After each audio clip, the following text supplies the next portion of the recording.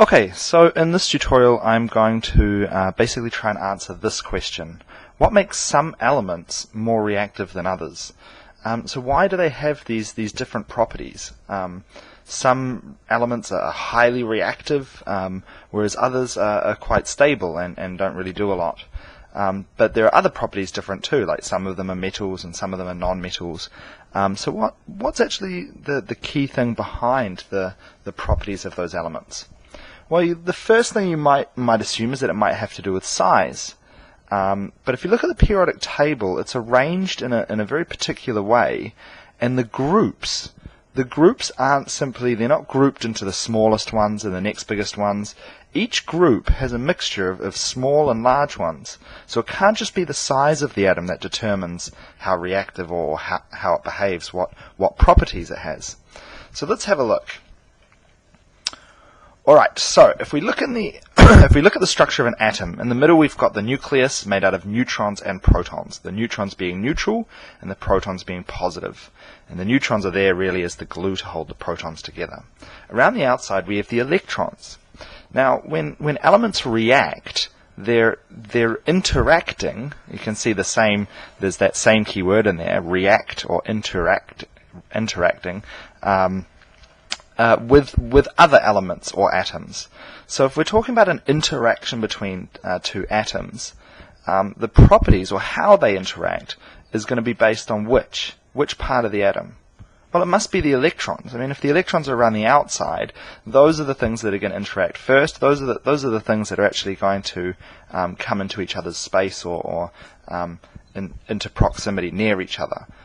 So it makes sense that it's the outside of the atom that determines how these things will interact.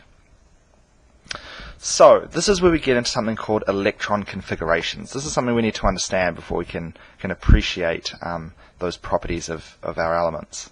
So what we need to understand here, and this is kind of, if you looked at the history of the atom, and it might be worth after this going back and reviewing that really quickly, so my video on the history of the atom, this is what Bohr basically, the theory that Bohr discovered or came up with. And it was basically the idea that not all of the electrons are the same distance from the nucleus, and that they're actually arranged so electrons exist in energy levels, or shells, or layers. Different words for the same thing.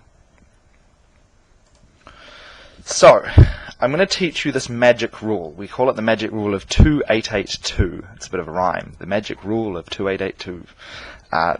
And basically this rule just tells us that the first energy level, or shell, always contains a maximum of 2 electrons.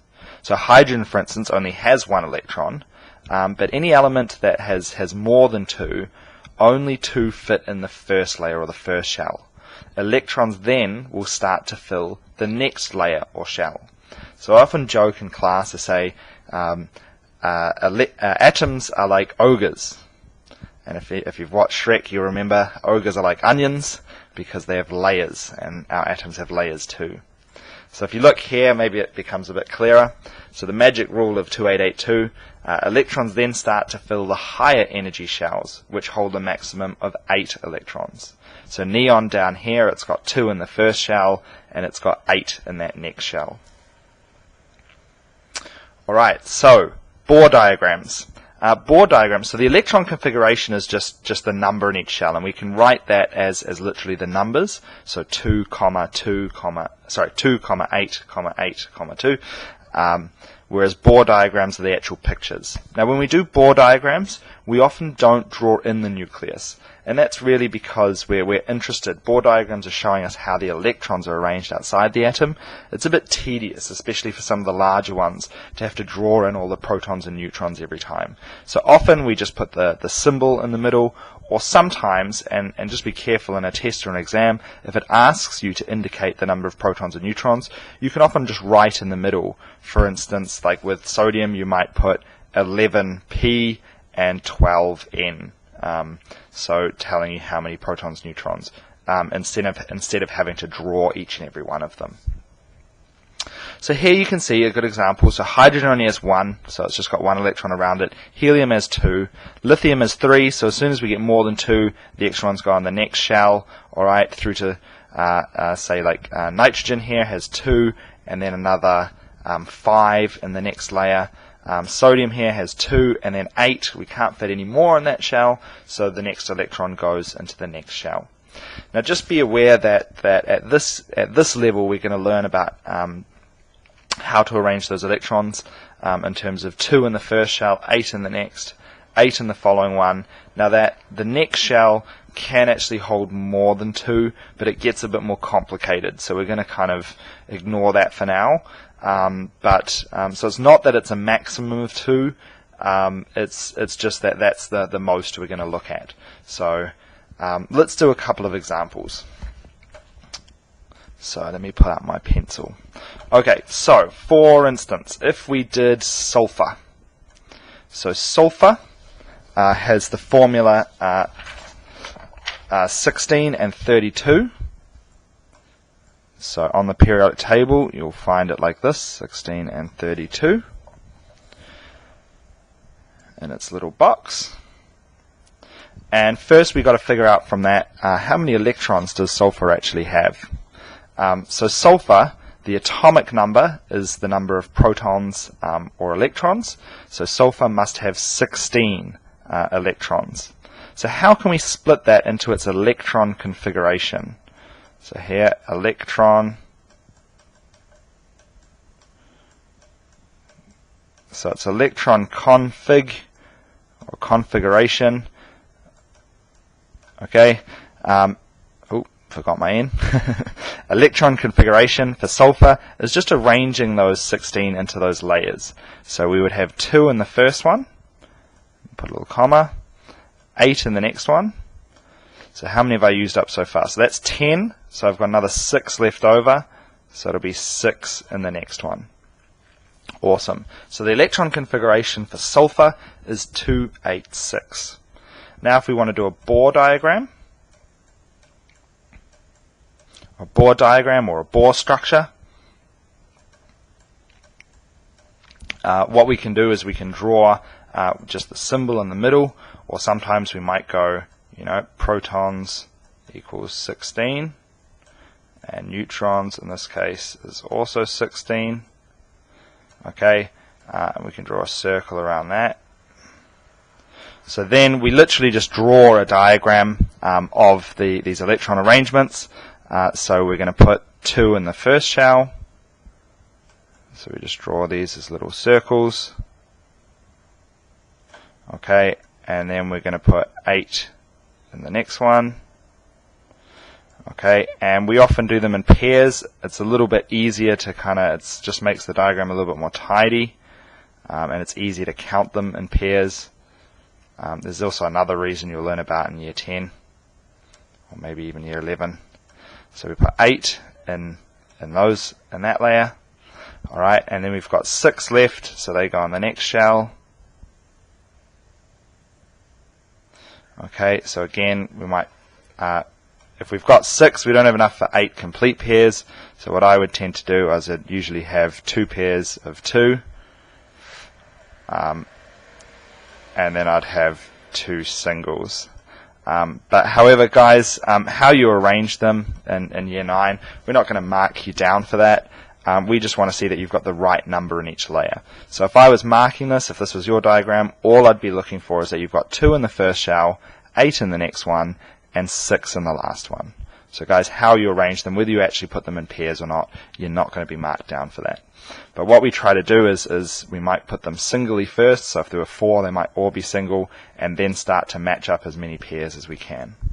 Okay, so let's do another example. So that's sulfur, and that's the Bohr diagram of sulfur. Let's do the biggest one you could possibly get. So calcium is number 20. Okay, and the mass number isn't actually important. So calcium is atom number 20. This means it's got 20 electrons. So the electron configuration for calcium would be 2, 8, 8.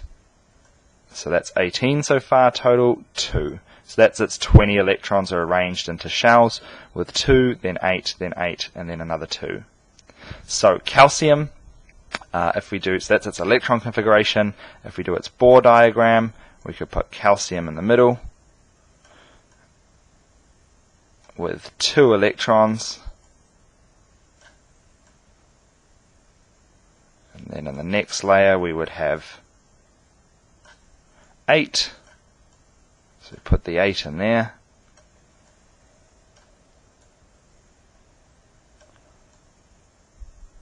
Cool. Alright, fantastic. Another layer of 8.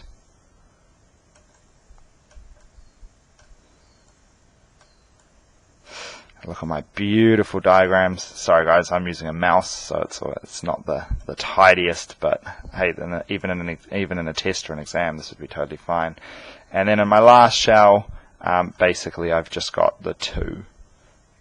Okay, so there's calcium. It's just putting the electrons literally into these configurations, the 2, then the 8, then the 8, then the 2. So just writing it out as numbers, that's the electron configuration. Doing the diagram is called a Bohr diagram. Fantastic, guys. So that's how you do those diagrams. Just a couple of notes before we move on. So let me clear that.